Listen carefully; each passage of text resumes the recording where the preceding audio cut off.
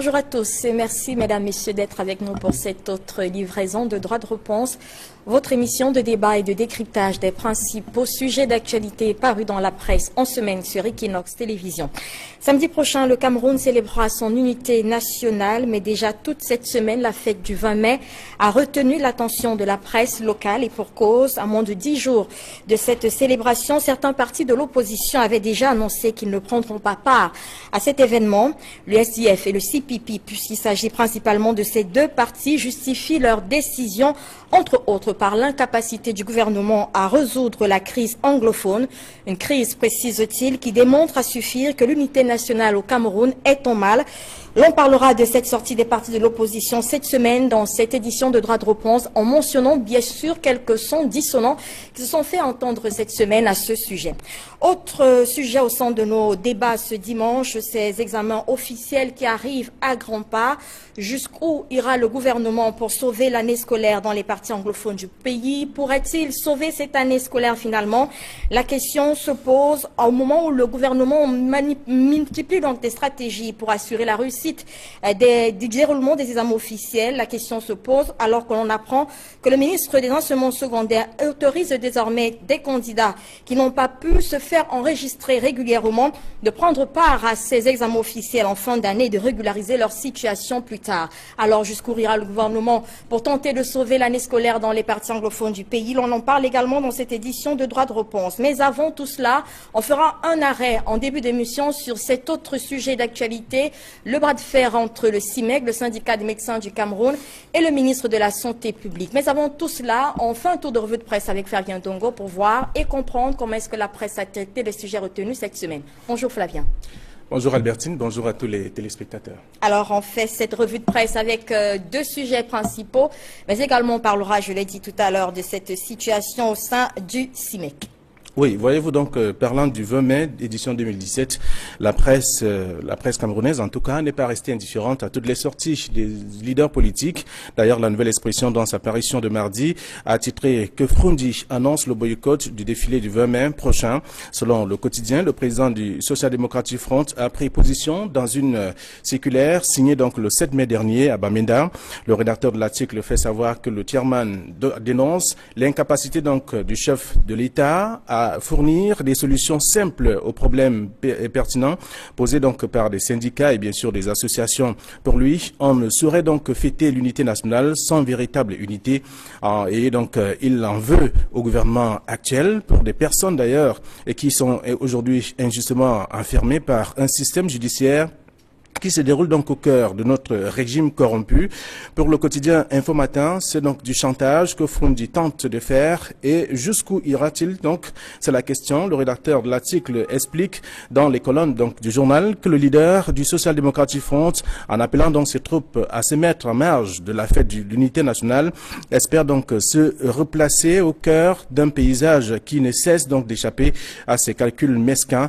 Bien plus, et selon bien sûr le journal Info Matin, John Frundi, qui serait donc en panne de visibilité, met donc en avant la crise anglophone qu'il n'a pas lui-même gérée, mais accuse donc le gouvernement de n'avoir pas pu trouver des solutions assez différentes que l'on observe. Alors, la nouvelle expression de vendredi 12 mai parle alors de cacophonie donc au cours des festivités du 20 mai 2017. Donc, après le Social Democratic Front, plusieurs autres partis politiques sont rentrés dans la danse dont le ton a été donné par John Frundi et le journal de dire que Kawala du CPP est sur les traces de son père Frundi du Social Democratic Front. La nouvelle expression qui explique donc de cette question, elle aussi, pour les mêmes raisons, fait savoir que Kawala s'est appuyé sur les mêmes raisons évoquées par John Frundi pour parler notamment pour ne pas défiler le 20 mai prochain. Et par contre, le MRC, pour les militants du MRC, les deux régions anglophones ne vont pas défiler pour ce qui est de ces militants de ce côté-là. Mais dans les autres régions du pays, il y aura bel et bien défilé, selon bien sûr le parti MRC. C'est ce qu'on a publié dans le journal. La nouvelle expression également de cette semaine. Le même journal qui a expliqué qu'il y a plusieurs autres partis politiques qui ont déjà donné le ton et qui vont prendre part à ces défilés. On a cité, par exemple, le Manidem. On a cité bien d'autres partis aussi qui vont prendre part à ce grand rendez-vous. C'est l'un des premiers sujets de ces débats.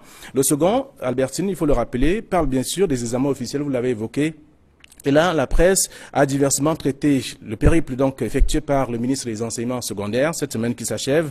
Pour Info Matin, Ngalebi Beye s'est donc rendu dans les régions anglophones pour évaluer l'état des préparatifs donc de ces examens pour le quotidien. Après donc des rencontres avec les responsables administratifs et même de ceux en charge du maintien de l'ordre dans ces différentes régions, le patron des enseignements secondaires a expliqué aux parents et même aux enseignants la nécessité même de permettre donc aux enfants d'aller composer. Les mesures ont été prises pour assurer la sécurité et bien entendu des enfants avant, pendant et après ces examens-là. Ce sont des déclarations du ministre des Enseignements secondaires.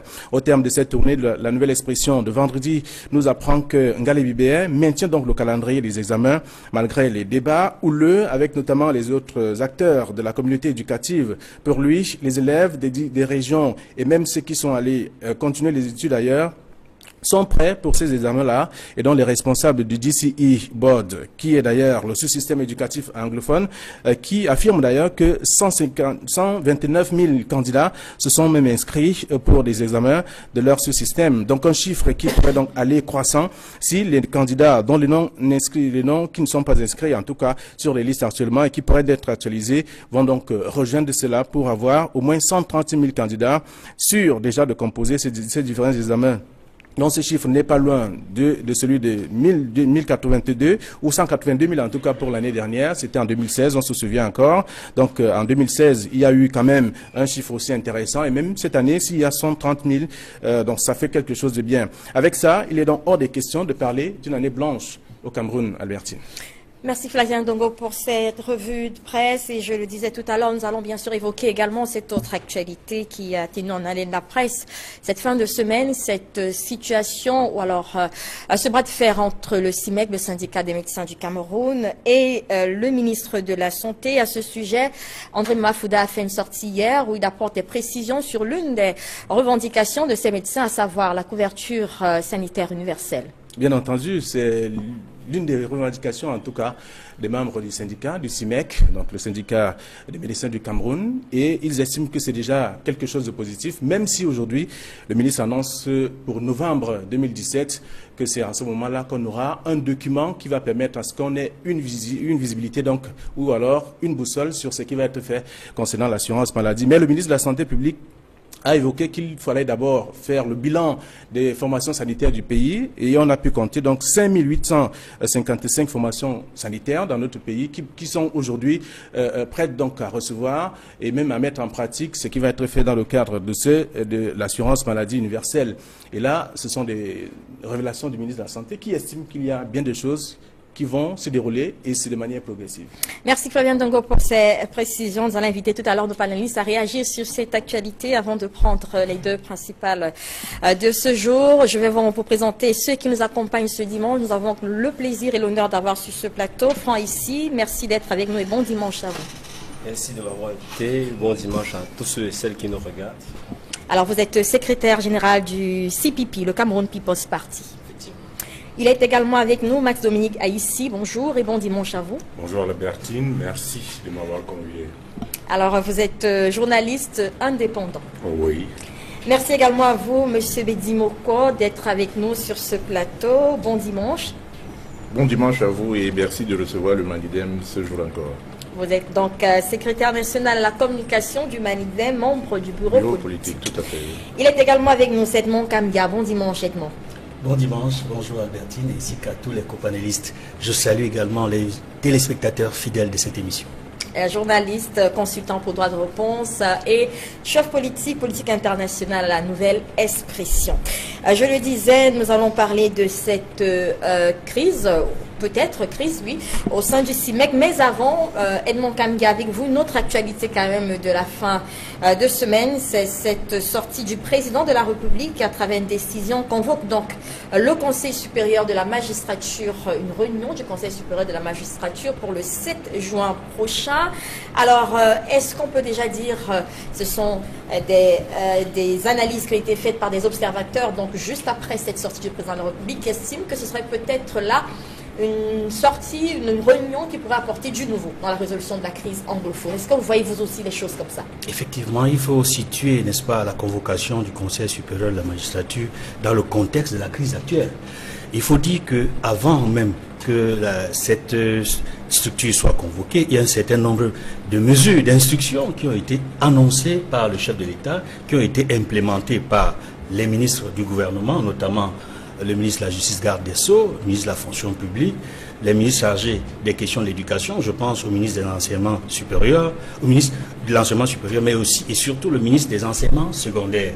Il y a des mesures qui sont prises, il y a, pour citer les cas les plus récents, textes du chef de l'État qui ont été prises lundi dernier. Vous savez qu'en ce qui concerne la fonction notariale, il y a des décrets qui ont été signés, n'est-ce pas, pour pouvoir en charge, n'est-ce pas, au niveau des tribunaux d'instance, des cours d'appel, dans le ressort de la cour d'appel du centre, du littoral et de l'Ouest, mais également pour pouvoir également dans des postes vacants au niveau des tribunaux d'instance et d'autres cours à travers le pays, notamment dans l'extrême nord et le nord. Il y a eu également des notaires qui sont allés à la retraite. C'est pour dire que ça bouge effectivement au niveau de la justice au Cameroun.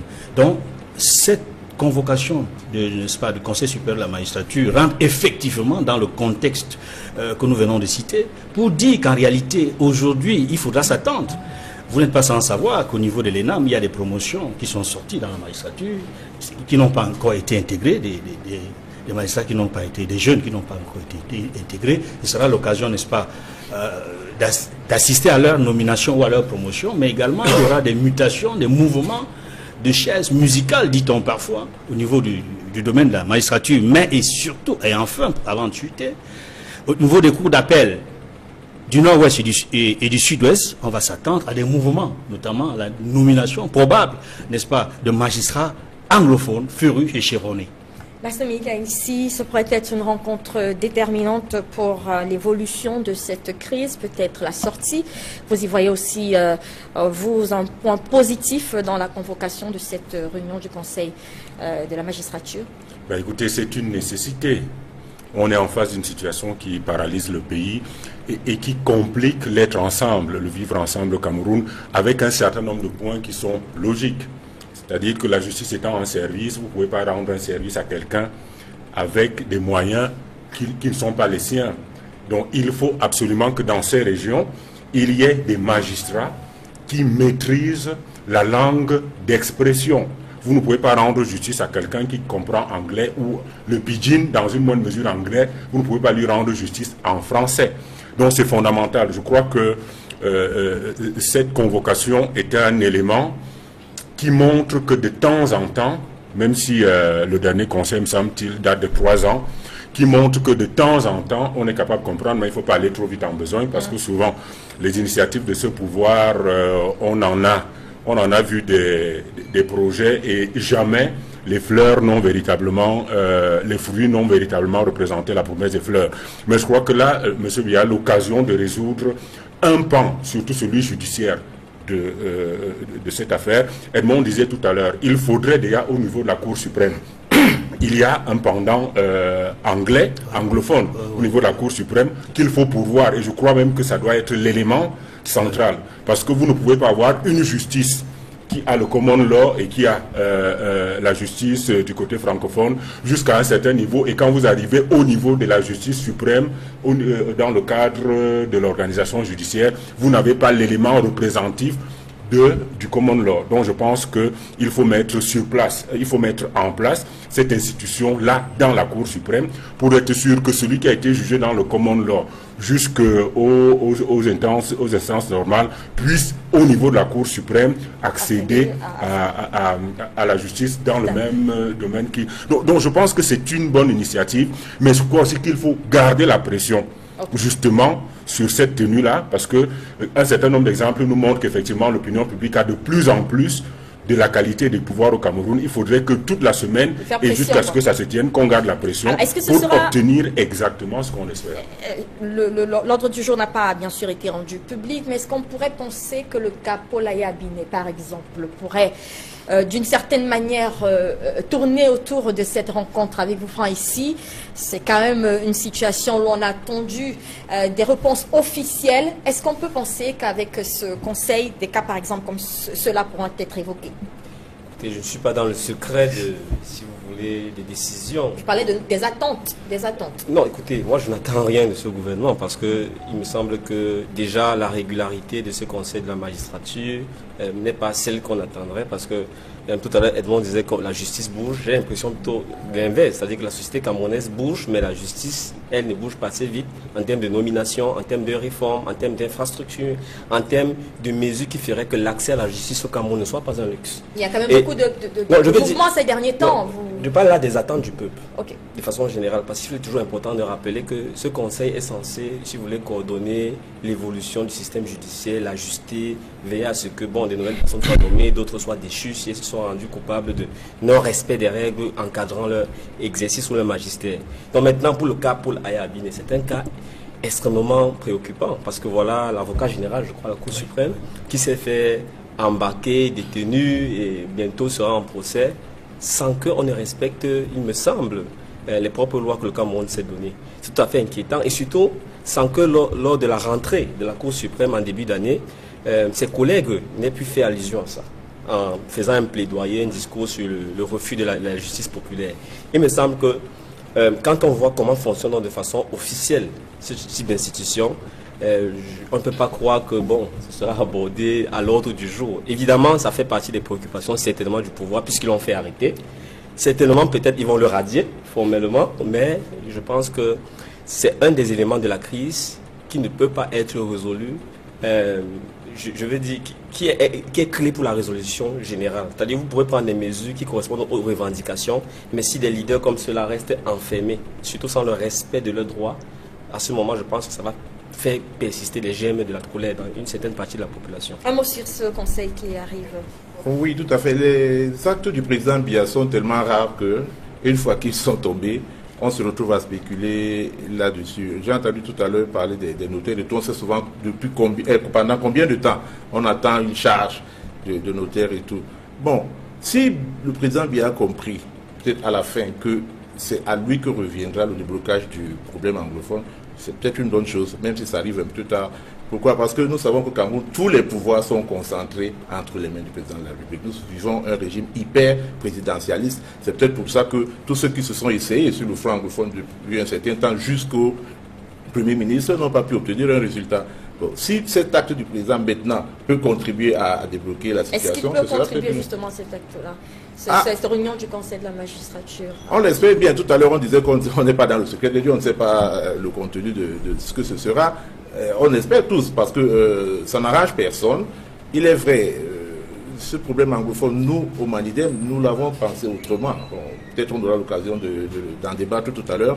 Mais si maintenant, avec l'acte du président, bien, ça peut amener à l'apaisement et même peut-être à la résolution du problème du magistrat incarcéré, ça pourrait être qu'une bonne chose, si bien le comprend enfin. Merci. L'autre sujet d'actualité sur lequel je vous invite à dire un mot, c'est justement ce bras de fer entre le CIMEC, le syndicat des médecins du Cameroun, et le ministre de la Santé. Des affectations rendues publiques en fin de semaine, ou alors en semaine, on fait dire à aux membres de ce syndicat qu'ils étaient donc victimes d'une sorte de répression injustifiée de la part du ministre de la Santé publique, qui leur reprocherait donc, selon les membres du SUMEC, de faire quelques revendications dans le but d'améliorer leurs conditions de travail. Franck, ici, c'est avec vous. Vous avez certainement suivi cette actualité. Est-ce que vous pensez, on va commencer par cette réaction des médecins du SIMEC. Alors, comment est-ce que vous analyserez cette réaction? Est-ce que vous trouvez justifié que des fonctionnaires qui sont envoyés dans des parties du pays estiment qu'ils sont victimes d'une injustice? Écoute, il faut mettre en relation cette réaction avec le contexte. Rappelons pour tous ceux qui nous regardent que ce sont des médecins réunis au sein du syndicat qui ont posé un certain nombre de revendications, dont la première est la revendication d'une couverture médicale universelle pour tous les Camerounais. Donc voilà des gens qui nous disent que tous les mois, ils ont en moyenne entre 1 à 2 personnes qui vont mourir, non pas parce que techniquement ils ne sont pas capables de les soigner, mais parce que les personnes n'ont pas d'argent. Et ils voyagent dans le monde, ils ont été formés dans tous les coins du monde, et ils voient que des pays qui sont parfois même en dessous de nous en termes de revenus, en termes de richesse, sont en train de mettre en place des facilités pour avoir accès à la santé. Et ils disent que quand ils analysent dans notre système, c'est possible. Donc ça, c'est une de leurs revendications pour leur permettre de mieux faire leur travail parce qu'ils sont formés pour sauver des vies et non pour accompagner des gens à la mort.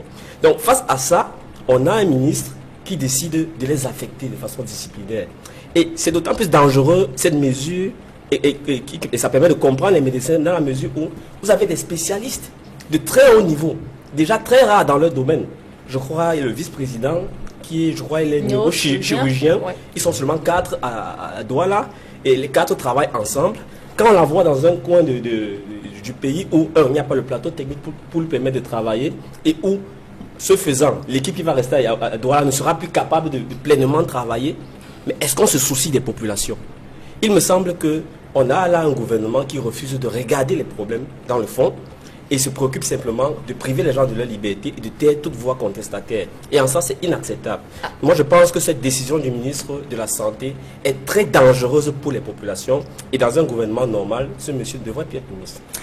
Max Dominique Haïssi, justement, on parle de problèmes de fond. Le ministre de la Santé publique a fait une sortie hier dans laquelle il est venu expliquer un certain nombre de choses. Donc, notamment, il s'est exprimé au sujet de cette assurance couverture sanitaire universelle. Alors, selon le ministre de la Santé publique, le gouvernement y réfléchit depuis un certain nombre de temps. Et d'ici novembre, on aura un document presque fini. Comment est-ce que vous analysez finalement cette ambiguïté dans les réactions du ministre de la Santé qui, d'un coup, n'est pas d'accord, semble pas être d'accord avec ce que dit le CIMEC, d'un coup le CIMEC n'est pas légal, et d'un coup qui fait une sortie où on a l'impression qu'il répond quand même un peu au CIMEC. Comment est-ce que vous analysez tout cela?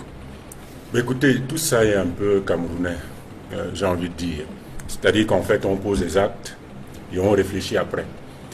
J'ai le sentiment que si M. Mamafouda fait sa conférence de presse d'hier, il y a une semaine, il n'est pas obligé de faire les affectations qu'il fait la veille. Parce que les affectations pour vous sont liées à, bien sûr.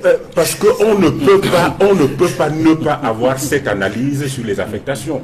Et donc, vous réalisez que s'il a la réaction qu'il a eue hier, il y a un mois, les affectations d'hier seraient tout à fait normales. C'est-à-dire que je ne suis pas sûr que jusqu'à ce qu'on me convainque, jusqu'à ce qu'on puisse me convaincre que être un syndicaliste vous empêche l'employeur ou le responsable de vous affecter, ce qui ne me semble pas le cas. C'est tout à fait normal de muter un médecin. Franck disait tout à l'heure qu'ils travaillent ensemble à Douala, c'est peut-être l'occasion aussi d'aller envisager de travailler un peu plus loin qu'à Douala. Et peut-être l'occasion de porter un plateau technique, porter l'idée d'un plateau technique ailleurs. Parce que partout on a besoin d'un médecin et d'un bon médecin. Et qu'ils ne sont pas au bout du monde, quand il y a une opération à Douala, il peut revenir. Neurologue dans une bourgade de l'Est, quand même. Écoutez, si neurologue, ça veut dire être celui qui doit absolument travailler en ville, tout le monde va devenir neurologue et personne n'ira plus travailler en zone rurale. Donc je crois que il faut savoir faire la part des choses. Monsieur Mamafouda fait hier un exposé, je vous dis bien, s'il avait eu lieu il y a un mois, le problème serait tout à fait différent parce qu'il répondrait à ce que disent les médecins et il y aurait une véritable conversation sur la problématique de fond. Malheureusement, parce qu'il ne le fait pas à temps et qu'il est plus soucieux de sanctionner ceux qui ont apporté l'idée parce que c'est une sanction et c'est une vérité.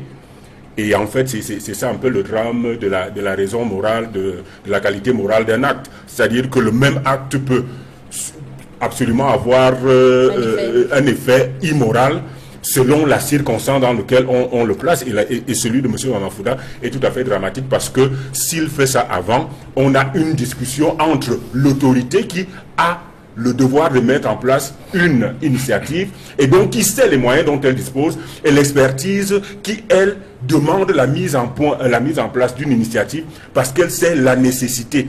Or, la conversation entre l'autorité et l'expertise s'est faite de querelles jusqu'aux sanctions avant que l'autorité ne réalise que, en fait, elle doit discuter parce que ce n'est pas de l'intérêt des médecins, notamment d'avoir une couverture, c'est l'intérêt du peuple et donc du gouvernement qui est censé avoir hérité le pouvoir des peuples. Monsieur Bedjimoko, vous aussi, vous voyez une erreur stratégique dans la communication, alors dans les actions du ministre de la Santé publique qui s'est peut-être précipité à prendre des décisions, notamment ces affectations disciplinaires, je vais mettre le mot entre guillemets, également peut-être à fustiger ce syndicat-là qu'il a très vite jugé illégal, mais aujourd'hui qui revient avec des réponses quasi masquées pour ce syndicat.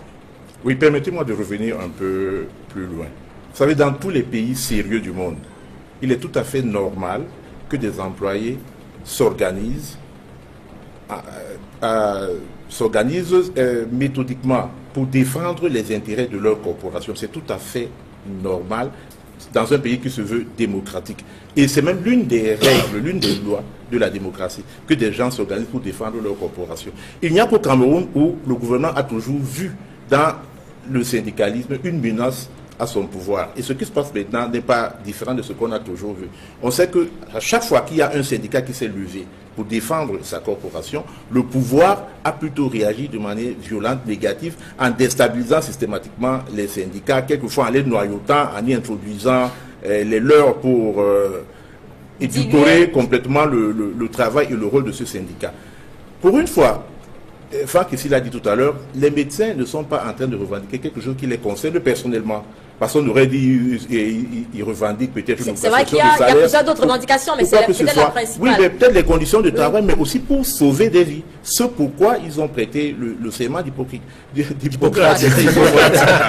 Lapsus révélateur. Non, ce n'est pas un lapsus révélateur. Le serment d'Hippocrate. Et voyez comment est la réaction du gouvernement. C'est-à-dire immédiatement démanteler le syndicat en envoyant les principaux responsables dans les différents coins du pays, c'est-à-dire pour qu'ils n'aient plus l'occasion de s'organiser, de se regrouper. Mais moi, je dirais à ce gouvernement, vous savez, il y a 50 ans, 60 ans de cela, on avait affecté un certain Félix Moumié de manière disciplinaire à l'extrême nord. Et qu'est-ce qui s'en est suivi?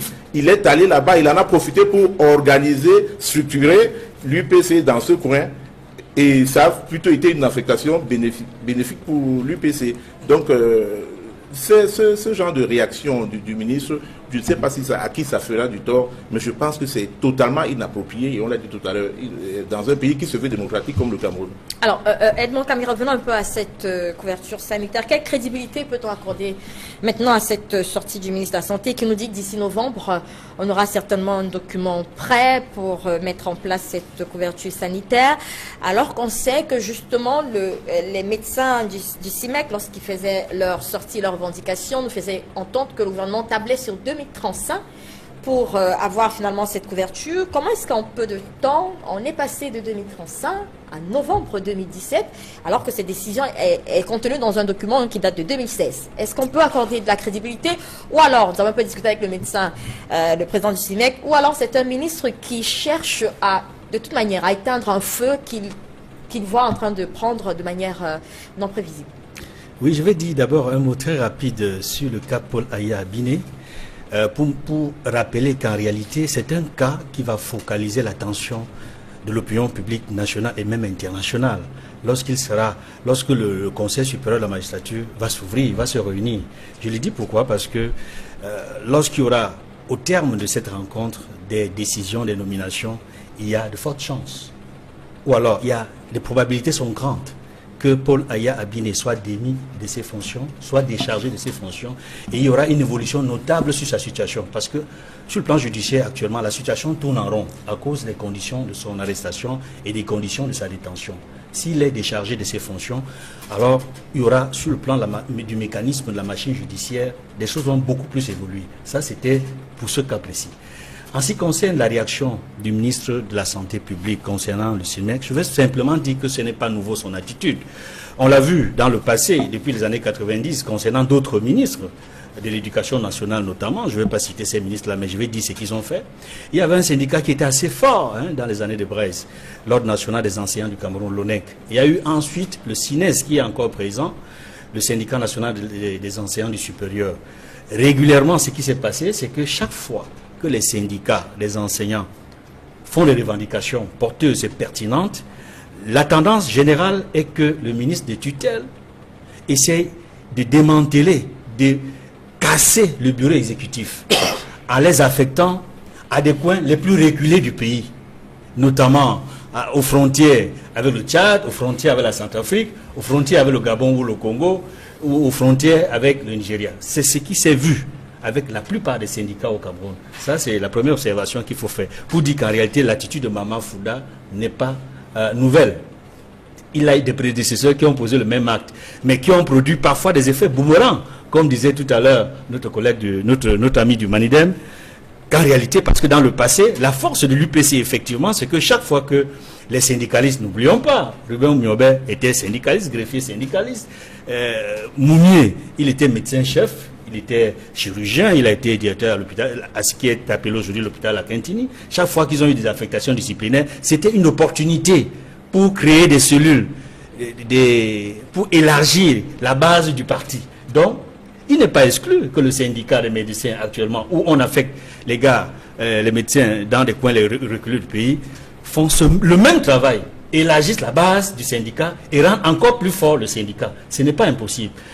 En ce qui concerne les délais maintenant, le ministre de la Santé, qui hier disait que ce syndicat est illégal, et avait une feuille de route où on parle de l'émergence en 2035.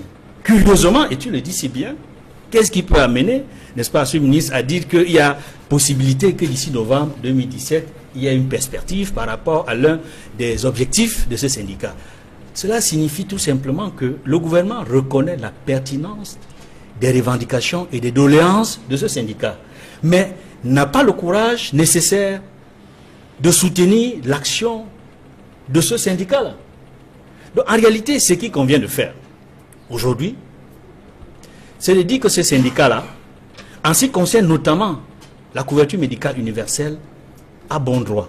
C'est-à-dire l'opinion publique nationale doit soutenir l'action que mène ce syndicat parce que, en ce qui concerne effectivement cette couverture médicale universelle, cela va améliorer la santé de la majorité des Camerounais. Parce que non seulement les problèmes de base qui sont posés sont réels, parce que la paupérisation est avancée, plus le temps passe, plus les Camerounais sont de plus en plus pauvres.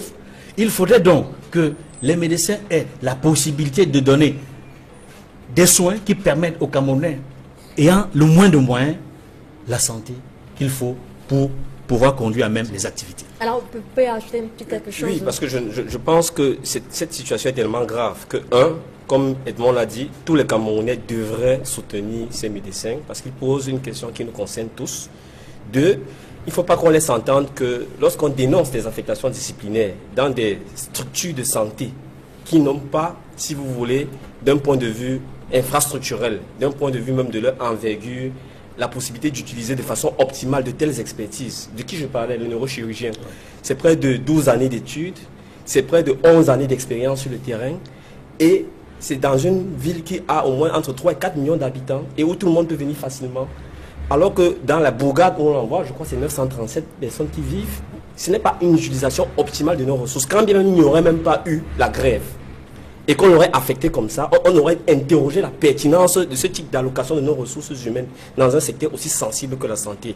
Donc pour moi, je pense qu'il n'y a pas moyen de défendre ces positions du ministre de la Santé. Et pour nous qui sommes dans les hôpitaux, qui souffrons, qui nous soignons malheureusement au Cameroun, parce qu'on ne peut pas faire des évacuations sanitaires, c'est très dangereux pour nous.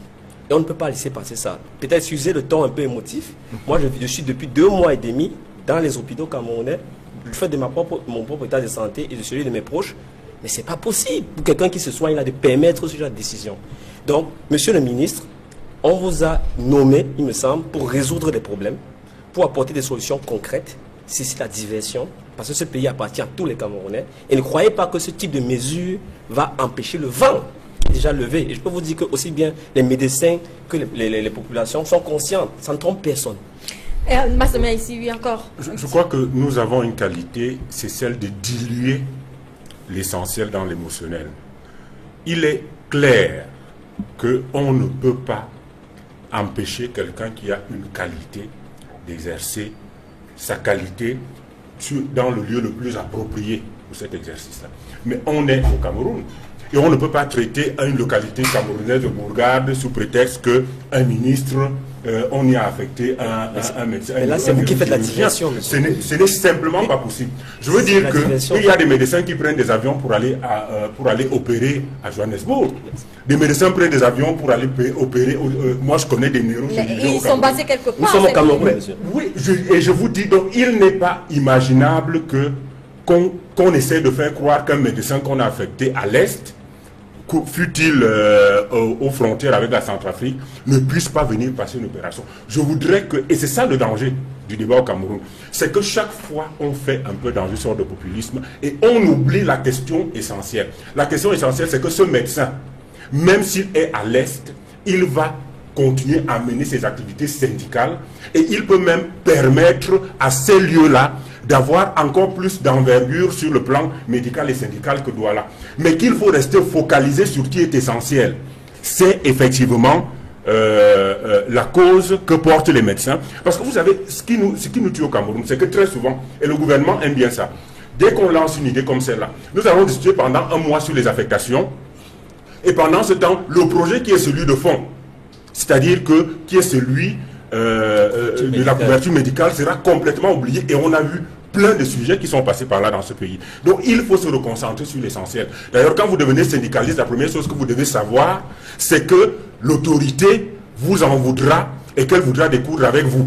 Et donc vous devez être prêt à toutes sortes de sanctions parce que c'est logique. Il faut rester sur l'essentiel, que tout le monde se concentre sur la couverture médicale qui, elle, doit être portée, quel que soit l'endroit où un médecin est affecté au Cameroun, il est capable de joindre un autre lieu pour faire son travail. Vous convenez quand même avec moi qu'ici il y a des affectations disciplinaires, il y a lieu de les dénoncer quand même, merci. Oui, on dénonce. Alors oui, on va bientôt sortir de la discussion. Moi je pense plutôt que c'est lui qui est en train d'insister sur le détail qui est l'affectation du neurochirurgien, en nous détournant de l'essentiel. L'essentiel c'est quoi? C'est le peu de cas qu'un gouvernement fait de la santé dans son pays. Qu'est-ce que les médecins sont en train de revendiquer? La couverture sanitaire pour tout le monde.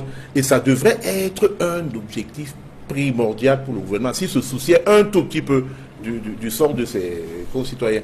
Qu'est-ce qui se passe? Nous avons entendu des slogans il y a un temps, santé pour tous à l'an 2000. J'espère que ça, ce ne sera pas... On a un retard de 17 ans après le président. Voilà, à l'an 17 ans après, je crois, on court encore derrière cette santé pour tous. Ouais. J'espère que maintenant, les slogans de l'assistance, voilà, ne seront pas aussi des slogans, comme je disais, qu'on lance comme ça en l'air. Il faudra qu'on se penche. Mais hélas, moi j'ai perdu tout espoir par rapport à ce gouvernement. Alors d'accord, on va maintenant prendre les sujets qui nous intéressent particulièrement. C'est vrai que cela a également été très important.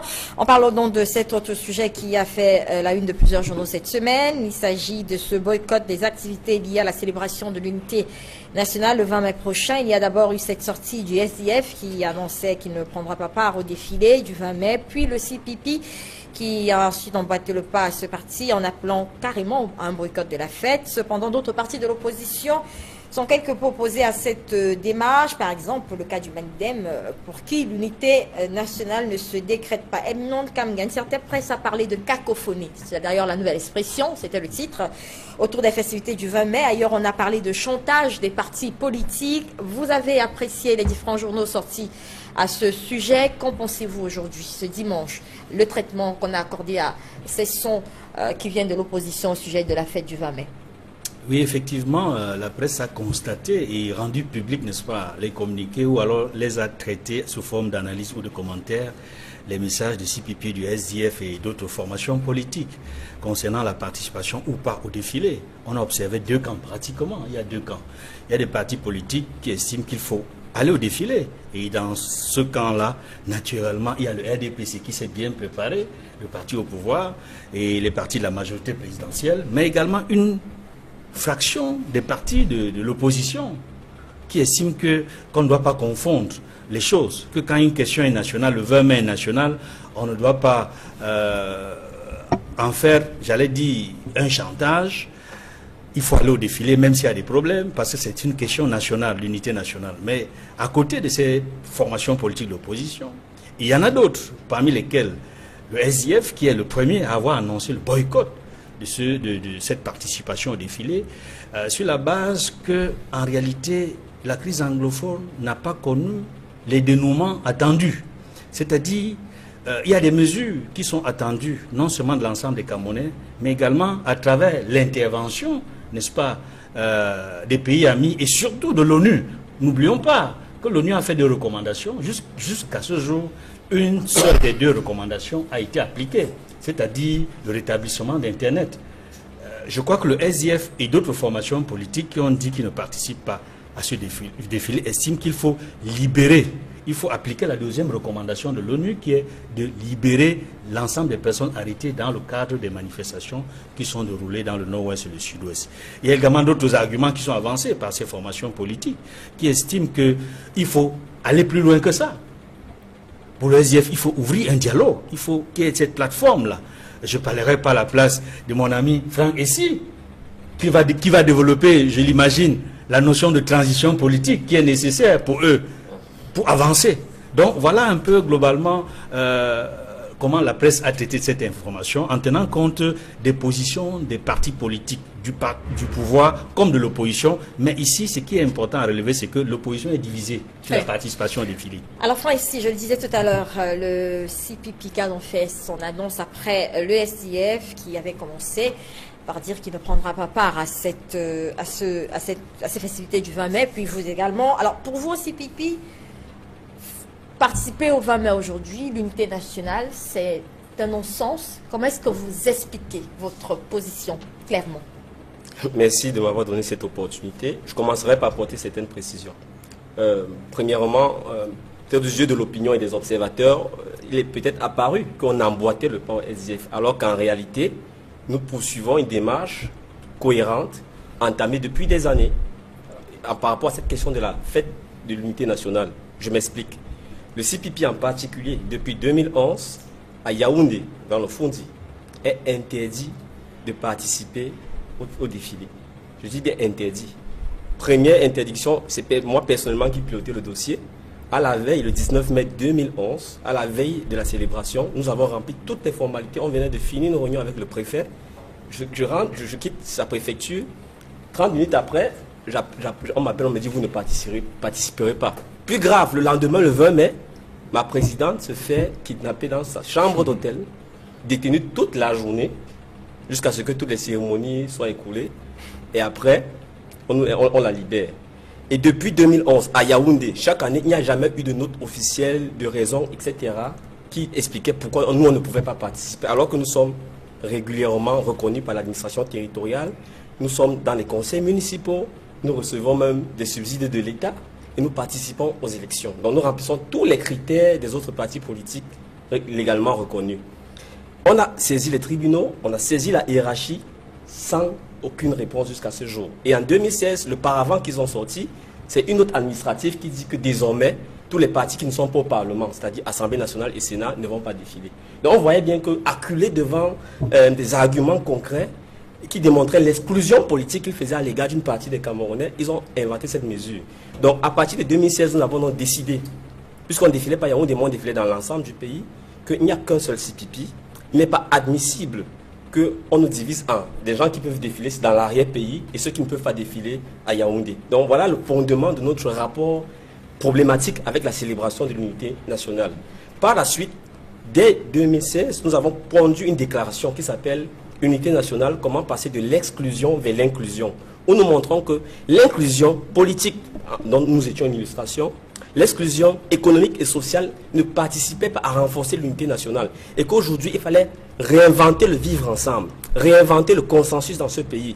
Et il fallait qu'on cesse de faire des célébrations factices. C'est la raison pour laquelle on a invité nos camarades, nos sympathisants à célébrer l'unité nationale, non pas par le défilé avec un gouvernement qui échoue à nous rassembler, qui poursuit par l'exclusion, mais en réfléchissant dans des grands rassemblements, en discutant et en réfléchissant sur le chemin parcouru et ce qu'on peut apporter pour renforcer l'unité. Donc, c'est un appel à boycotter une célébration faite par un gouvernement dont nous ne partageons pas la politique d'exclusion nationale et à célébrer plutôt de façon sobre dans nos sièges, dans nos QG, par la réflexion et, si vous voulez, les propositions pour renforcer l'unité nationale. Donc, c'est un peu la nuance. Maintenant, nous nous félicitons que le SDF, cette année, ait compris aussi, à la faveur de la crise anglophone, la gravité de cette situation et s'est joint. Et voilà notre vision. Donc, on n'est pas contre l'unité, on est contre la célébration factice de l'unité. Alors, contre le défilé, par exemple. Voilà. Au Malidem, on ne semble pas être du même avis. Alors, vous allez peut-être nous expliquer cette sortie que vous avez également faite cette semaine, qui, moi je parle de moi, personnellement m'a semblé un peu ambiguë. Je n'ai pas très bien compris la position du Malidem. Je comprends qu'on n'est pas trop d'accord avec le boycott, mais est-ce que vous allez prendre part au défilé? Permettez que je vous explique. Quand vous dites ambiguïté, je ne sais pas, peut-être quand j'aurai expliqué, on se comprendra mieux. Premièrement, nous ne nous attardons pas beaucoup sur les déclarations du SDF. Il nous a déjà habitués à des revirements. Un temps, il nous a dit de ne pas, que le peuple n'allait pas s'inscrire aux élections, et puis il a participé aux élections. J'espère que cette fois-ci, il n'y aura pas de revirement. Le Malidem n'a pas attendu 2017 pour se prononcer sur cette question de l'unité nationale. Parce que ne nous arrêtons pas sur le défilé, qui n'est qu'un phénomène, une manifestation. Qui est quand même important, on en parle. Donc, Voilà, notre position est très simple. J'ai ici un document que nous avons écrit en 2012 qui concernait l'unité nationale et le défilé. Le défilé n'est qu'une manifestation. Et ce que nous refusons, c'est qu'on réduise cette unité nationale que nous voulons, que nous défendons, pour laquelle nous nous battons, qu'elle soit réduite à une festivité. Et le communiqué officiel parle même souvent de réjouissance populaire dans les quartiers. Vous dire à quoi est-ce qu'on veut réduire cette unité nationale. Alors quand nous disons que l'unité nationale ne se décrète pas, nous vivons une forme d'unité nationale au Cameroun où c'est par décret qu'on dit allez le 20 mai on s'aligne devant Paul Biya, on va défiler, puis c'est l'unité nationale. Non, l'unité nationale est une construction méthodique, progressive et qui vient de la base. Vous ne passez pas votre temps à diviser la base sous des prétextes fallacieux parce que vous voulez conserver le pouvoir. Et vous dites à la fin, un jour comme ça, il y a unité nationale. Non, c'est ce que nous combattons. Et nous nous élevons aussi contre cette surenchère, parce que bon, l'occasion est peut-être trop belle. Il y a la crise anglophone, certains partis veulent peut-être se repositionner en perte de vitesse ou quoi que ce soit. Donc, utiliser cette journée du 20 mai pour... Nous avons dit ce mot, pour peut-être faire du chantage ou du marchandage auprès du pouvoir. C'est le mot utilisé. Les mots utilisés, marchandage, chantage, justement. Je ne sais pas, non, je ne parle pas de CPP, qui ne nous a pas habitués à ça. Je parle du SDF. Dommage, il n'y a personne du SDF ici pour défendre cela. Mais nous connaissons les cas où le SDF a fait certaines déclarations pour revenir après. Moyennant quoi, je ne sais pas. Alors, est-ce que vous comprenez les partis politiques, puisque vous ne voulez pas parler du CPP, du SDF, parlons peut-être du CPP, est-ce que vous comprenez la position des partis politiques qui refusent de prendre part au défilé? Défilé, je parle du défilé, et non du 20, mais du défilé. L'exposé que Franck Kessie vient de faire là, je le comprends parfaitement parce qu'il rejoint à beaucoup de points la position du Mandem par rapport à ce défilé. Le Mandem n'a jamais défilé à Yaoundé, pour une seule raison simple. On sait devant qui on défile. On a demandé à Biya depuis très longtemps de démissionner de ses fonctions. Mais vous défilez ailleurs? Oui, nous défilons ailleurs. Nous avons souvent défilé ailleurs. Mais cette année, nous avons aussi des positions qui rejoignent un peu celles du CPP aussi. Cette année, nous avons aussi décidé de ne plus faire défiler les troupes dans l'arrière-pays. Parce que nous commençons vraiment à nous élever, protester contre cette forme d'unité nationale qu'on ne décrète qu'un jour dans l'année, qu'on ne construit pas méthodiquement comme on l'a dit. Max Dominica ici, au sujet donc de ces partis politiques Manilem qui nous annonce ici que lui aussi ne défilera pas finalement. Comment est-ce que vous trouvez? Est-ce que vous avez l'impression que c'est une position cohérente aujourd'hui, ne pas défiler pour montrer son mécontentement face au gouvernement en place? Alors, écoutez, tout dépend de ce qu'on considère comme la fête du 20 mai. Je suis convaincu que nombre de ceux qui ne seront pas à ces défilés sont souvent invités aux fêtes personnelles qu'organise la famille Biya et ils vont gracieusement. Je suis sûr que si on lance un appel à photo, on va certainement vous envoyer pas mal d'images où vous retrouvez des gens en train de danser avec le couple présidentiel dans leur cadre personnel et privé. Donc vous savez, pour la plupart d'entre nous, le 20 mai est un moment de se rappeler ce que nous manquons d'être au quotidien. Et c'est pour ça que personnellement, je n'accepte pas l'idée de boycott de la fête du 20 mai. Parce que tous les drames qui nous arrivent au quotidien, j'ai commis un article sur mon blog hier, que j'ai intitulé Quel boycott? Mais au quotidien, le Camerounais boycotte l'unité nationale. Quand vous voyez toutes les histoires de tribalisme qui déferlent ces temps derniers, quand vous voyez nos raisonnements qui ne tiennent qu'en fonction de la tête tribale de l'individu qui est en face, vous réalisez qu'en fait, ce que les partis politiques viennent faire aujourd'hui, et c'est ça qui est dramatique, n'est que l'émanation d'une existence quotidienne où tel le gouvernement, on a complètement mis en difficulté l'unité nationale au point où aujourd'hui on en est à se demander comment on va faire pour de nouveau être unis. Donc moi, l'idée de boycotter l'unité nationale peut justement s'expliquer dans le sens même que nous donnons à cette fête. Cette fête pour moi n'est pas la fête de M. Biya. Il est même très loin d'être représentatif de l'idée que je me fais de l'unité nationale. Pour moi, c'est plutôt l'occasion de lui rappeler ce que nous sommes censés être. C'est-à-dire qu'un peuple uni, qui ne connaît ni d'Est, ni d'Ouest, ni de Nord, ni de Sud, qui est un dans toutes ses différences. Malheureusement, quand des partis politiques, pour des raisons administratives, pour des raisons d'antagonisme politique, envoient au peuple le message de l'insensé, du lieu unique, du sens de leur être ensemble, ça me pose un problème. Je comprends tout à fait monsieur ici. Personnellement, si j'agissais en parti politique, dans une logique politique, je ferais la même chose. Je comprends le Manidem, je comprendrais le SIF. Moi, depuis quelque temps, je dis que le SIF est en campagne. C'est-à-dire qu'en fait, tous les actes que le SIF pose sont des actes de campagne politique. Si on ne peut pas le lire comme ça, on va difficilement le comprendre. Mais je dis, quand vous avez fini d'être des politiques, et c'est ce que nous disions tout à l'heure avec le ministre Mamafouda, il faut vous souvenir que vous êtes l'élite que regarde un peuple.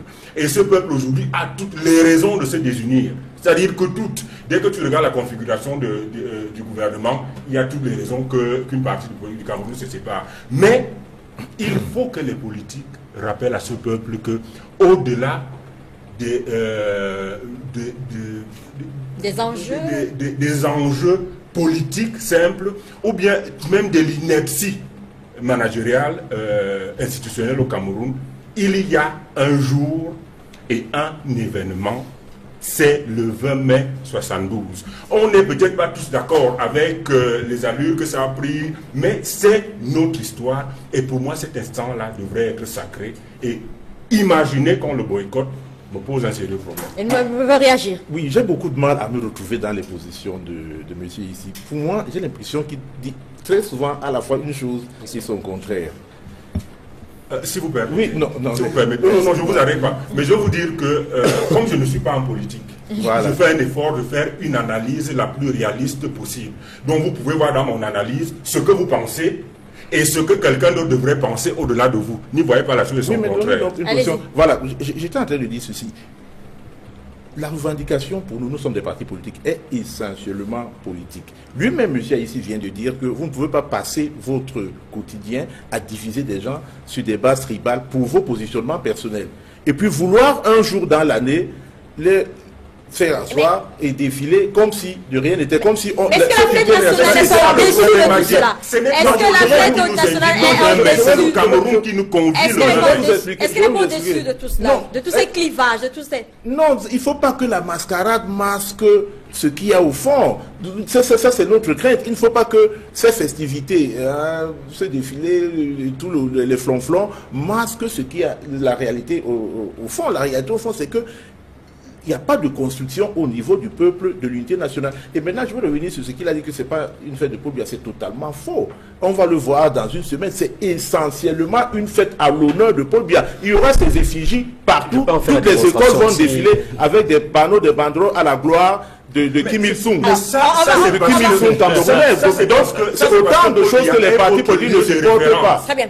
Le lieu de référence de qui? Paul Biya ne peut pas être le lieu de référence du Cameroun. C'est le Cameroun qui est le lieu de référence. Mais regardez ce qui se passe sur le terrain. Moi, je suis très surpris. On va le voir dans une semaine seulement. C'est une fête essentiellement à la gloire d'un individu. Le président de la République, c'est certes le président Paul Biya, mais est-ce que ça ne va pas au-delà de la personne? Est-ce que c'est pas une institution? Est-ce que le 20 mai, c'est une fête du gouvernement? Il faut peut-être s'entendre sur ces petits points avant de comprendre la réaction. Est-ce qu'on peut dire aujourd'hui qu'en boycottant le 20 mai, on boycotte la fête du gouvernement, ou alors on boycotte tout simplement une identité, un symbole du vivre ensemble des Camerounais? Il va falloir faire la part des choses. Le gouvernement actuel a à sa tête le président Paul Biya. Avant lui, il a eu son illustre prédécesseur. C'est comme ça qu'il appelait souvent mon illustre prédécesseur. Il ne le dit plus assez. Il s'appelait Amadou Ahidjo.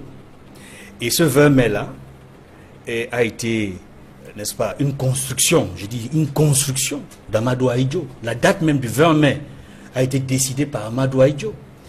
Je pense qu'aujourd'hui, l'intérêt d'une réflexion sur le 20 mai, sur l'unité nationale, les mauvaises langues disent que amènerait à questionner la valeur de cette unité nationale, à questionner même la date de cette unité nationale. Parce que cette unité nationale que nous voulons importante, qui nous est si chère, nous voulons, c'est-à-dire l'unité nationale est chère à tous les Camerounais. Mais est-ce que dans le contexte actuel, parce qu'il faut toujours contextualiser, nous vivons une crise importante qui amène à s'interroger sur le contenu même de cette unité nationale. Les Camerounais sont-ils unis? Aïssi disait tout à l'heure, il y a le tribalisme et des actes qui demandent à suffisance que nous ne sommes pas unis. Oui, il a raison. Ce sont des éléments qui entrent en ligne de compte. Est-ce que ce n'est pas dans les données actuelles. Est-ce que ce n'est pas le lieu par excellence de montrer la volonté des Camerounais d'être unis le 20 mai? Sur le plan de l'idéal, oui. Parce que je ne garde de l'idée du 20 mai que l'idéal de l'unité nationale. C'est-à-dire un idéal, quand on le dit l'idéal, un objectif à atteindre, qui n'est pas encore atteint.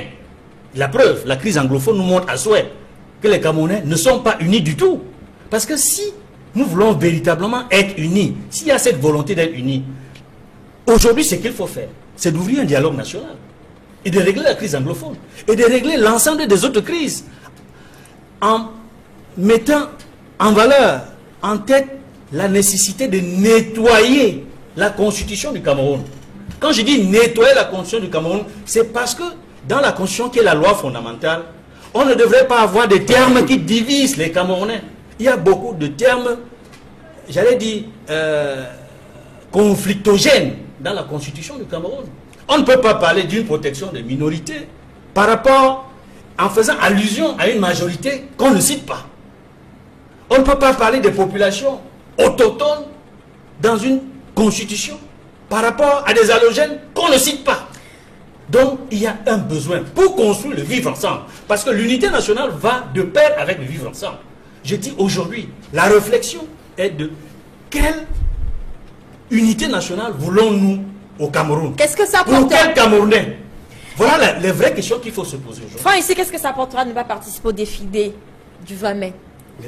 Écoutez, premièrement, c'est ne pas cautionner un gouvernement. Parce que contrairement à ce que certains peuvent dire ici, il y a un gouvernement qui a une responsabilité. Et donc qui a la charge, différemment des autres Camerounais, d'organiser un certain nombre de cérémonies au nom de la nation et de gérer les ressources du pays. Au nom de la nation, vous avez dit. J'ai dit au nom de la nation. Malheureusement, de plus en plus, la célébration qui en est faite le 20 mai, c'est la célébration d'un individu. C'est-à-dire, la nation a été remplacée par la figure du tout-puissant M. Paul Biya. Contrairement à ce que les gens peuvent penser, vous allez voir le nombre de banderoles. Je crois il y a 2 ans, j'en ai compté au moins 14 qui magnifiaient Paul Biya de mille et une manières, comme l'artisan principal de tout ce qu'il y a de beau, de bien, de meilleur en nous et dans la collectivité.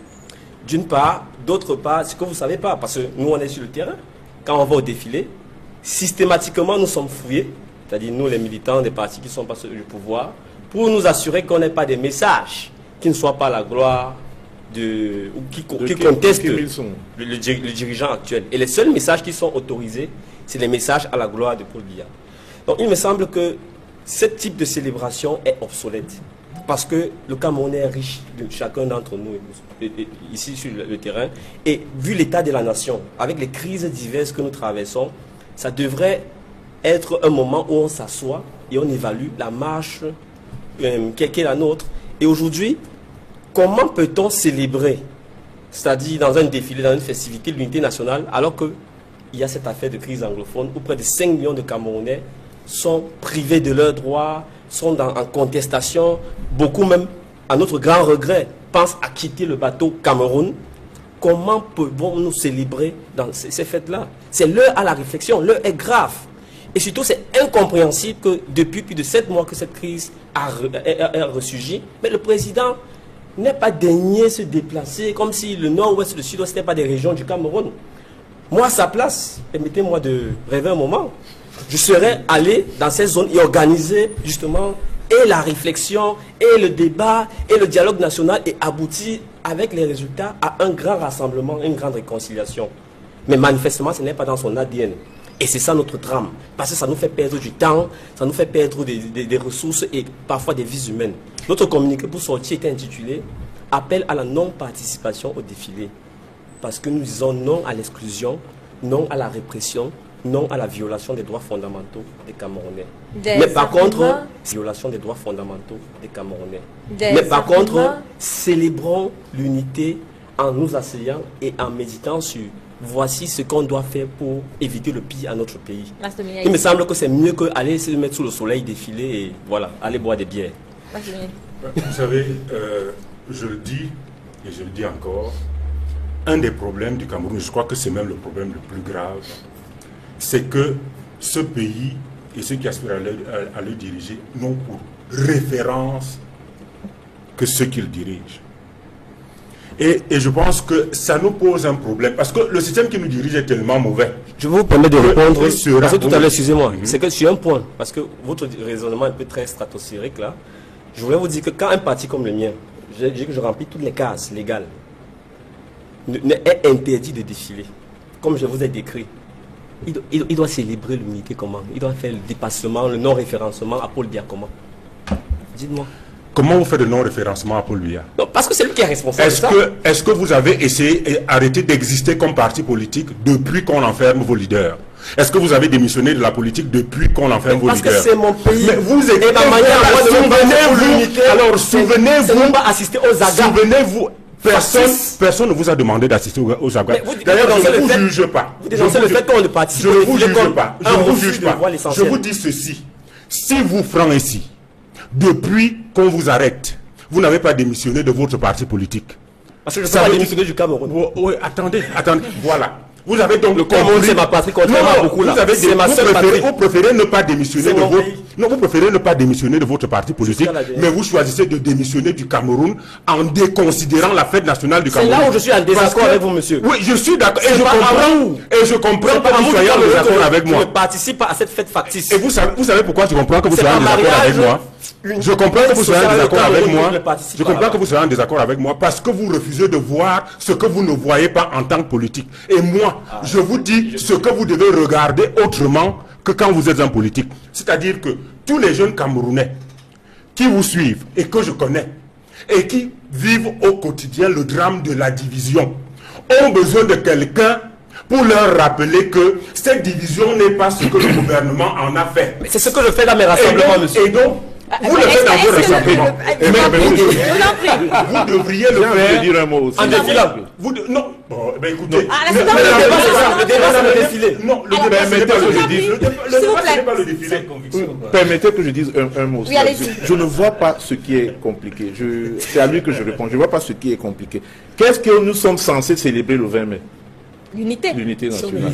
Alors, mais si on juge que cette unité est totalement mise à mal par ceux qui ont le pouvoir et qui devraient s'organiser pour qu'il y ait effectivement l'unité nationale, et qu'on veuille masquer cela par une festivité et des flocons. Il a fallu tout à l'heure de boire la bière.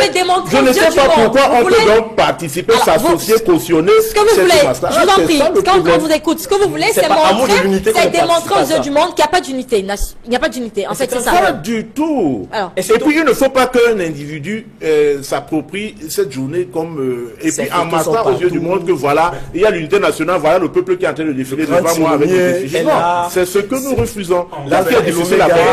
Qu'est-ce qui est difficile à comprendre là? C'est de refuser de participer à cette mascarade factice alors qu'on ne fait rien au fond pour consolider, pour construire l'unité nationale, et qu'un jour de l'année, on s'asseye et puis qu'on proclame, parce que nous avons dit dans notre déclaration qu'elle ne se décrète pas cette unité nationale. Et on le fait, mais on décrète que voilà la journée de l'unité nationale, et nous on s'assoit et puis on fait l'unité nationale, alors qu'au fond, c'est une coquille vide. Si c'est si facile à comprendre, il y a de fortes chances que je suis le parfait idiot, mais pour ce que je sais de moi-même, je ne crois pas être idiot. Alors, pas du tout, personne ne l'a dit.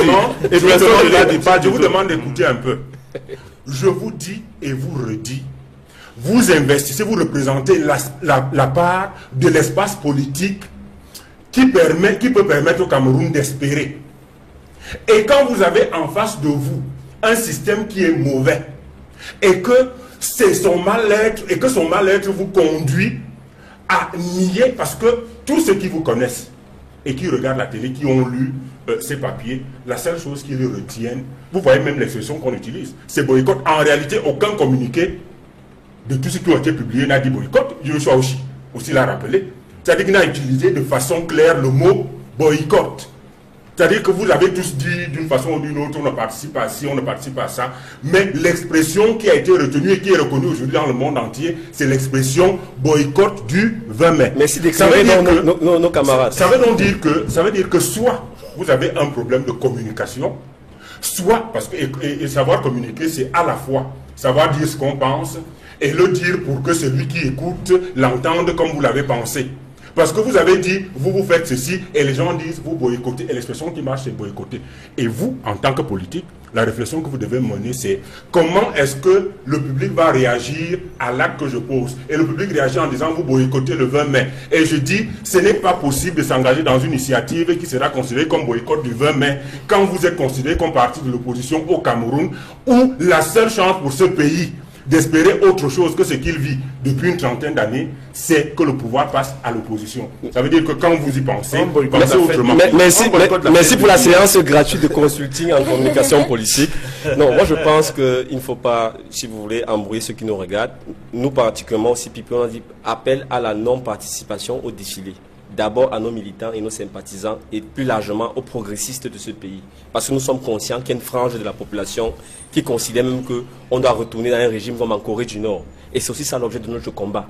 Nous sommes lucides sur le fait que pour rassembler les Camerounais, il va falloir combattre certaines idéologies de l'exclusion que les gens estiment être nécessaires, soit parce qu'ils sont en position de force, soit parce que, entre guillemets, c'est le frère qui a la position de force. Donc ça, c'est la première chose. La deuxième chose, il y a les officines du pouvoir en place qui ont beau faire toujours de dénaturer. Vous avez vu le cas Monde Tribune, comment il a titré sur le communiqué du SDF. C'est de la dénaturation des propos. Donc c'est aussi notre rôle, non pas de recevoir peut-être des merci pour ces coups de communication politique, mais je crois que les Camerounais savent lire, mais c'est de les renvoyer à la vraie source. Et la vraie source qui dit que, mais est-ce qu'on peut célébrer l'unité nationale lorsqu'on est autant divisé et lorsque c'est le gouvernement qui nous divise? Comment il peut nous convier à une fête pour dire que célébrons notre unité alors que chemin tout au long de l'année, il ne fait que nous diviser? Est-ce qu'il n'y a pas un moyen qui convie à la fête? Est-ce que c'est lui? C'est le Cameroun qui vous convie à la fête. C'est pas le gouvernement, c'est le Cameroun qui vous convie à la fête. Le plus important, je finis par là, le plus important, c'est de poser des actes de résistance. Des résistances à ce discours d'enfumage, le Cameroun, machin, ceci. Mais deux, c'est d'agir pour que la justice, parce qu'il n'y a pas d'unité sans justice, il n'y a pas d'unité sans juste et répartition des richesses du pays, il n'y a pas d'unité, surtout sans respect des populations. Donc c'est d'agir pour ça. Ces décisions de l'opposition. C'est à ça qu'on appelle réellement les Camerounais. Je vous en prie, ces décisions d'opposition, il faut peut-être noter qu'il y en a d'autres qui vont défiler. Par exemple, MRC qui a dit qu'il ne défilerait pas dans les régions anglophones pour des raisons de sécurité, mais qui va défiler dans d'autres parties du pays. Quel peut être l'impact de ces appels à la non-participation, pour utiliser le terme du CPP? Quel peut être l'impact que ça aura sur le reste de la population de ne pas avoir plusieurs partis d'opposition qui vont prendre part à ce défilé? Ça va faire plus de bien, peut-être plus de mal aujourd'hui au Cameroun? Je pense que nous devons absolument sortir du débat sémantique qui concerne le boycott ou les synonymes du boycott, qui concerne la participation ou la non-participation. Je crois que c'est clair. Les partis politiques qui ont décidé de ne pas participer au défilé l'ont suffisamment expliqué. Et il me semble que le message important, c'est le message qui est véhiculé par ces partis politiques-là pour ne pas participer à cette célébration nationale. Et je pense que CPP, pour Franck et pour le compte de CPP, l'a suffisamment expliqué clairement. Et lorsque j'ai lu les messages du SDF, notamment de son chargé de la communication, comme d'autres élus de ce parti-là, j'ai compris clairement le message que veut faire passer le SDF. Et ce message est lié au contexte actuel de crise, du fait que les Camerounais ne sont pas unis, les Camerounais sont divisés sur des questions profondes. Et les Camerounais cherchent à trouver des solutions à leurs problèmes. Il ne s'agit pas fondamentalement d'aller, n'est-ce pas, défiler pour le principe, de défiler pour le principe ou pour la forme, parce que on a souvent tendance à aller défiler pour célébrer, boire la bière, et puis on se retire, oui, parce que c'est le 20 mai. Non, je pense que ce qu'il faut retenir du message des partis politiques qui ont fait des réserves par rapport au défilé, notamment dans le nord-ouest et le sud-ouest, comme le MRC, par rapport aux conditions de sécurité, et aux partis comme le CPP et le SDF qui ont suffisamment été clairs sur les raisons pour lesquelles ils ne vont pas défiler, c'est de retenir en ce qui concerne le gouvernement. Parce que le message, là, il est adressé à deux publics. D'abord, le large public, mais particulièrement au gouvernement. Qu'est-ce qu'on dit au large public? Qu'est-ce qu'on dit au large public dans ce message? Le large public, ce sont les téléspectateurs, ce sont les lecteurs, ce sont les auditeurs. Ce sont ceux qui nous écoutent. Exigeons la construction d'une véritable unité. C'est de dire qu'en réalité, il y a des problèmes. Les Camerounais ne sont pas unis. Les Camerounais ont besoin d'être unis. Et pour cela, ils doivent se dire la vérité. et s'est dit la vérité, sinon à travers des débats comme celui-ci. Très bien. On va aller rapidement. Et on va sortir bientôt du sujet. 30 secondes encore sur ce sujet-là. Oui, tout ce que nous demandons au gouvernement Biya, si on peut encore espérer quelque chose de lui, c'est qu'il se mette résolument dans la construction de l'unité, et elle se construit à la base. C'est-à-dire les aspirations des peuples doivent être la boussole principale si on veut construire une unité nationale. Et qu'on arrête donc d'enfumer les Camerounais avec des journées d'agape et de défiler à la gloire d'un individu.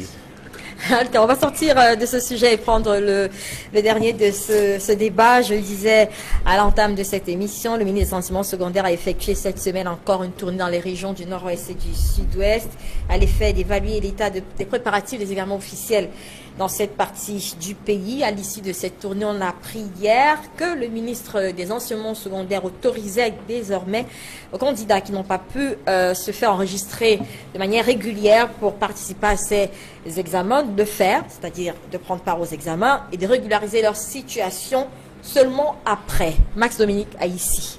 Jusqu'où ira le gouvernement, c'est la question que je vais vous poser, pour sauver l'année scolaire dans la partie anglophone du pays? Est-ce qu'on n'est pas là un peu dans les extrêmes? En fait, les extrêmes, c'est à se demander qu'est-ce qu'on pourrait faire d'autre. Personne n'est allé à l'école, on ne sait pas pourquoi. Ah si, on sait, parce qu'il y avait la crise. Mais en réalité, je crois que ce communiqué nous révèle une chose, c'est qu'on s'est énormément mépris sur cette crise. Et on réalise que beaucoup, et je n'ai pas envie de dire l'essentiel des élèves, ont migré vers des ailleurs, vers le littoral, vers le centre, sont allés continuer leur année scolaire. Et aujourd'hui, ils doivent passer les examens. Les conditions de sécurité ne sont pas optimales dans le nord-ouest et le sud-ouest. Donc, il n'y a pas de certitude d'ailleurs que s'ils y retournent, ils passeront véritablement les examens. Donc, je crois que le ministre essaie de trouver ce que j'appelle, moi, une astuce pour sauver cette année. Après, vous retrouvez donc là-dedans tous les excès du système qui nous gouverne, qui vont certainement ouvrir à un ensemble de choses incroyables qui vont se révéler dans quelques mois. C'est-à-dire que quand vous dites que même ceux qui ne sont pas inscrits peuvent aller composer et voir plus tard ce qu'il en est, quand vous dites que ceux qui n'ont pas déposé leur dossier à temps, il faut encore savoir s'il y a un document qui est remis à ceux qui ne déposent pas le dossier à temps.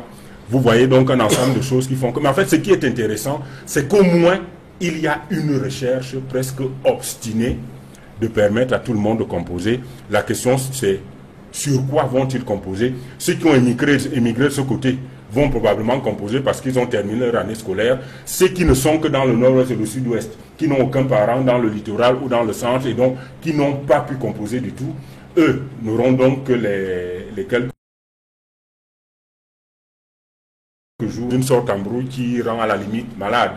Mais une des conséquences d'un système qui, pour devoir résoudre les problèmes, a certainement en face de lui une opposition qui aime le boycott. Et là, sans doute qu'on risque aussi de programmer le boycott des examens officiels. Ici, nous sommes... J'ai envie de dire qu'il y a des journalistes ou des intellectuels eux-mêmes qui ont fait le boycott de la pensée. Parce que les faits, c'est quoi? Les faits, c'est que manifestement, tous les critères qui permettent de valider une année en bonne et due forme ne seront plus réunis. Et je suis même curieux de voir sur quoi on va interroger ces personnes, parce qu'en réalité, ils ont reçu moins des enseignements possibles, y compris les rattrapages, pour ceux qui ont fait des rattrapages. Donc c'est manifestement une année perdue. Et ce que le gouvernement est en train de faire, je ne reproche pas au ministre de faire son job, parce que son job, c'est essayer de, autant que faire possible, son système. Mais, excusez-moi, on ne peut pas analyser ce sous-système en laissant la cause qui est fondamentale, qui est devenue, au-delà des revendications sectorielles, une question éminemment politique. C'est la question qu'on dit anglophone, c'est la question de la forme de l'État, c'est la question du vivre ensemble. Parce que, il n'y a plus d'interlocuteurs. Ceux qui ont lancé cette initiative, pour la plupart, sont en exil ou en prison. 2, parce qu'ils ne sont plus là, en réalité, ils ont des soutiens dans une partie de la population qui activement participent au boycott des écoles. On l'a même vu avec les avocats que les annonces gouvernementales ou de l'ordre des avocats n'ont pas d'effet. Les ghost towns des villes mortes continuent. Donc, la vraie question qui est posée aujourd'hui, c'est jusqu'à quand? Si le gouvernement a fait le choix de la stratégie du pourrissement, en se disant que les gens vont s'épuiser, manifestement, il a trouvé en face des gens qui sont résolus. Résolus dans le sens où ils pensent que historiquement, on a l'opportunité de montrer un visage de résistance qui amène l'ensemble du pays à s'arrêter un moment pour qu'on résolve enfin un problème de fond. Et nous, au niveau du CPP, nous disons que c'est un des signes qu'on ne peut plus repousser à des calendes grecques la nécessaire assise nationale qui va nous permettre de refonder ce pays, ce qu'on appelle la transition politique. Reste un peu sur le cas de l'école, ce système anglophone en particulier. Est-ce que le ministre pourrait faire autrement? Est-ce qu'il a le choix aujourd'hui? Aujourd'hui que le gouvernement a dégagé l'option d'une année blanche, est-ce qu'il y a le choix? On a quand même, selon les chiffres qui ont été donnés pendant sa tournée, 130 000 candidats, si on s'en tient à ces chiffres, qui se sont inscrits régulièrement. Est-ce qu'il pourrait faire autrement? La même question, est-ce qu'ils ne sont pas dans les extrêmes, faire composer des enfants qui ne sont pas inscrits? Absolument, c'est-à-dire on essaie de rattraper ce qui peut encore l'être, en espérant qu'on aura une toute petite chance. Nous sommes tous des parents, et aucun parent ne peut être content que son enfant ait perdu toute une année. Mais maintenant, faute à qui? On va remonter maintenant les causes du problème anglophone. Bon, on n'aura peut-être pas le temps de tout débattre ici maintenant. C'est assez grave, c'est-à-dire un gouvernement qui... Non, je me perds un peu. Attendez. On était sur la question des classes. Voilà, on est sur le problème de l'école. Écoutez, je me suis un peu amené les... C'est l'individualité gouvernementale. Non, non, ce n'est pas qu'on veuille absolument attaquer le gouvernement. Mais je dis, le problème anglophone, on sait qu'il est très profond. Le Mandem a sa position là-dessus, mais j'ai des doutes que le gouvernement puisse encore arriver à y trouver une solution. Mais maintenant, on en est à ça. Et la crainte est quoi? La crainte est que, voilà ce que je voulais dire tout à l'heure, c'est que quand on aura sauvé le col, entre guillemets, est-ce qu'on aura même pu sauver cette année scolaire? Quand on l'aura sauvé, il ne faudra pas que le gouvernement se précipite ou crier, hurrah, voilà, les élèves ont pu composer, nous avons essayé de faire ce que nous avons pu, et puis le problème anglophone est résolu. Alors c'est notre plus grande crainte, c'est-à-dire que le problème anglophone ne soit réduit maintenant à l'organisation des examens de fin d'année. Ce ne sera pas du tout le but. Le but, c'est de trouver une solution véritable à ce problème-là. Quand on voit le gouvernement et le ministre comment on l'appelle, de l'enseignement secondaire, faire des pieds et des mains pour arriver à une année réussie, on a l'impression qu'ils se contenteront de cela, qu'après avoir réalisé cette année, ou bien avoir fait passer les enfants aux examens, le problème anglophone sera résolu. Alors, sauf que Edmond Kamga, le problème anglophone, il est là, mais il touche plusieurs pans de la société. Chacun essaie à son niveau, un peu comme avec le ministre de la Justice, qui essaie de faire des réformes dans son département ministériel, le ministre de l'enseignement secondaire. Le problème, c'est est-ce que ces diplômes aujourd'hui, cette année 2017 ne va pas peser finalement sur ces élèves du système anglophone, notamment quel sera le contenu, quelle sera la crédibilité des diplômes qui seront remis, si tant est qu'ils vont composer cette fin d'année? C'est l'une des grandes questions que l'on doit se poser aujourd'hui. Parce que le ministre de l'enseignement secondaire, Ngale Bibe, on ne peut pas lui faire le reproche de se battre pour sauver l'année scolaire. Il est dans son rôle. Et au sein d'un gouvernement qui se bat pour montrer qu'il fait des efforts pour que l'année soit validée, l'année scolaire soit validée. Admettons que les examens se tiennent, et il y aura les examens. Les examens vont se tenir dans les conditions que l'on peut imaginer, aussi bien dans les régions francophones qui n'ont pas connu de problème, que dans les régions anglophones sous une sécurité assez relevée. Mais la question que tu poses est là. Il y aura les examens, il y aura les admis, il y aura les diplômes. Quelle sera la valeur de ces diplômes? Je ne peux pas vous donner une réponse claire parce que je m'en tiens à ce qu'on appelle l'image d'un pays à l'extérieur. C'est sur ce point que je peux intervenir pour dire que l'image du pays est suffisamment entamée sur le plan éducatif.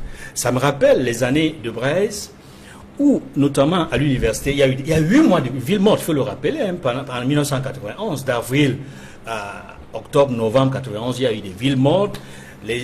L'école s'est déroulée dans des conditions assez difficiles dans la plupart des régions de notre pays. À l'université même, c'était pratiquement la guerre.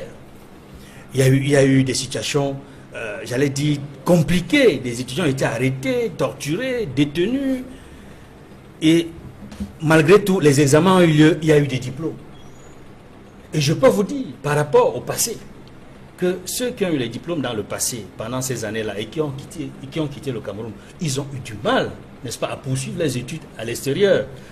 La majorité des Camerounais, dans les années de Brest qui ont quitté le Cameroun, ont dû reprendre l'année scolaire ou l'année académique quand ils ont quitté le Cameroun. Et je crains que les diplômes de cette année aient le même impact que les diplômes de ces années-là. Alors, Mastomi, ici, est-ce que l'image du Cameroun aurait été plus effritée en déclarant une année blanche? Est-ce que ça aurait été pire qu'en essayant aujourd'hui de combattre les brèches pour sauver cette année scolaire? On a manifestement le sentiment que le gouvernement s'est dit il faut tout faire pour qu'on n'en arrive pas à cet extrême, une année blanche. Mais est-ce qu'en procédant comme on le fait aujourd'hui, on a réussi à sauvegarder une certaine image sur le plan de l'éducation? Je reste sur ce point-là. Alors, il faut voir la masse des apprenants qui sont appelés notamment à présenter les examens officiels.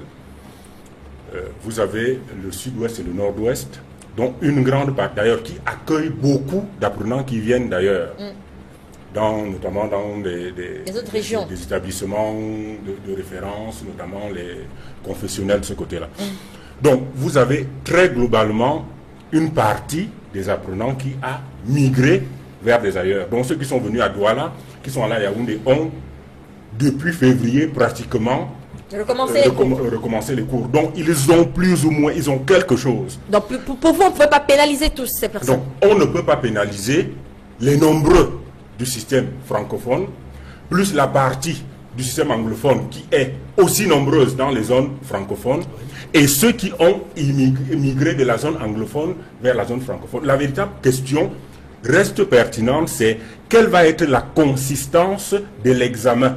Parce qu'on va les composer ces examens-là en référence à ceux qui n'ont pas vraiment fait des cours. Tout à fait. Donc on va leur faire un examen rabaissé, taillé sur mesure, qui leur permettent, et comme on est dans une logique de solution et de satisfaction, de petites attentions, on va éventuellement essayer de faire passer tous ceux qui ont composé de ce côté-là, pour qu'il y ait une sorte de retour d'engouement, voilà, une sorte de retour d'engouement dans la population. Donc en réalité, je n'ai pas le sentiment que c'est l'année scolaire au Cameroun qui est à remettre en cause. Parce que l'extrême majorité a normalement suivi les cours, tout au moins en relation avec la crise anglophone. Qu'est-ce qui est à remettre en cause? Ce qui est problématique pour moi, ce sera la qualité de l'examen. Donc, probablement, cette minorité qui va avoir des diplômes qu'elle n'aura pas mérité parce qu'elle n'aura pas suivi ses cours. Mais il ne faut pas généraliser non plus. Moi, je serais intéressé à voir les chiffres de son étude qui permettent de savoir qu'il y a une majorité qui a suivi les cours et une minorité qui ne l'a pas. Majorité francophone, par exemple. Il parle de l'année scolaire. Non, je ne parle pas. Vous voyez le système anglophone. Et nous, c'est le problème que j'ai avec vous. Moi, je parle du Cameroun. Moi, je parle du Cameroun. Et vous parlez des petits coins. Je parle de l'extrême majorité des apprenants camerounais qui ont suivi normalement les cours. Très bien. Moi, je parle du sous-système qui est en cause, qui est l'objet de la crise. Parce qu'il me semble que dans le sous-système francophone, il n'y a pas ce problème. Oui, il n'y a pas de problème. Et il n'y aurait pas eu d'année blanche francophone et d'année blanche anglophone. Donc ma question, une année normale francophone. Ma question, et c'était une question rhétorique en fait. C'était pour dire si vous avez les chiffres qui permettent de savoir si la majorité dans le sous-système anglophone. Et je vous dis que je n'ai pas parlé de sous-système anglophone. S'il vous plaît. Donc ne vous référez pas à moi sur une chose que je n'ai pas dit. Il parle du sous-système anglophone précisément. Alors qu'il ne se réfère pas à moi. C'est une question rhétorique. En fait, c'est un paravent. C'est pas à vous que c'est adressé.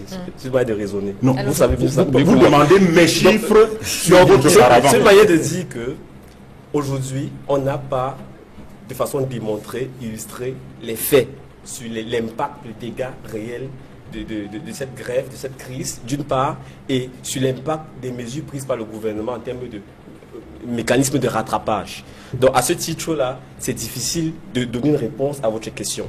Maintenant, moi, je pense qu'au lieu de raisonner en termes de est-ce qu'il aurait dû annuler l'année ou pas, il faut plutôt poser notre question. Qu'est-ce qu'il aurait pu faire ou attendre pour qu'on n'arrive pas à cette situation-là. On parle précisément du ministre des enseignements secondaires. Je suis pas Non, dans non, là, je vais au-delà de lui parce que Voilà. vous avez vu que je ne l'ai pas accusé. Parce que ce n'est pas lui, manifestement, qui est le Qui est la responsable cause de la situation. de la situation. Même le Premier ministre s'est avéré incapable de résoudre quoi que ce soit. Donc, M. Biya, qui a fait 7 mois, il n'est pas descendu là-bas depuis que la crise a commencé, il n'aurait pas toléré, d'abord, qu'on arrête ces personnes. Parce que vous voyez que la crise a évolué aujourd'hui. Même si le gouvernement a créé des groupes de travail, il annonce un forum sur l'éducation, il annonce des assises sur le système judiciaire, etc. il annonce des conseils de magistrats. Voici la situation un peu. C'est-à-dire que le problème d'une blessure a été posé à 8 heures.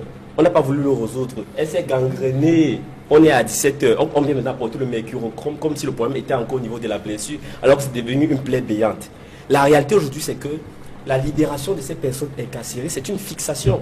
Elle peut être non fondée juridiquement, etc. Vous ne pouvez pas enlever ça de la tête et du cœur d'une bonne partie de nos compatriotes. Et c'est une clé pour sortir de la crise. Le retour à un dialogue qui soit sur d'autres bases que celui qu'on a observé. Vous pouvez nier, vous pouvez contester ça intellectuellement. C'est une réalité vécue émotionnellement. Si M. Biya allait sur le terrain, il s'en rendrait compte. Donc, si on aime ce pays et si on pense que son avenir est plus important que nos petites postures politiciennes, ne pas perdre la face en tant que gouvernement, voilà quelques 2 mesures précises qui nous permettraient d'avancer.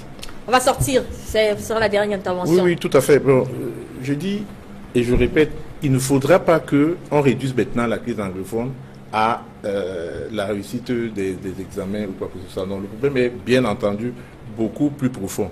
Malheureusement, la mauvaise gouvernance a radicalisé les anglophones, a radicalisé la majorité du pays et a mené toutes ces crises-là. La crise, ça nous l'avons dit, je reprends mon document. La vérité, c'est que on ne parlait pas nécessairement de la crise. C'est Oui, vrai mais bien que sûr, vous pouvez aller jusque-là, mais je voudrais rester un peu sur l'école. L'école est un phénomène de la crise anglophone en général. C'est pour ça que je dis et je répète qu'il ne faudrait pas qu'on concentre maintenant la crise à la résolution de l'année scolaire. Malheureusement, le gouvernement nous a conduit à cette impasse-là, qu'il essaie peut-être d'abord de réduire ce problème de l'école, et on espère qu'il prendra les mesures qui s'imposent, les mesures nécessaires. Il a dit tout à l'heure que le président sur qui sont concentrés tous les pouvoirs va donc prendre à bras le corps le problème et il trouvera une solution. Merci à vous, cher monsieur, d'être venu à cette émission ce dimanche. Merci à vous, Edmond Kamga, Franck ici, Max Dominique ici, et à vous, monsieur Bédi Moko. C'est la fin de cette édition de Droit de Réponse. Merci de nous avoir suivis. Bon dimanche à tous.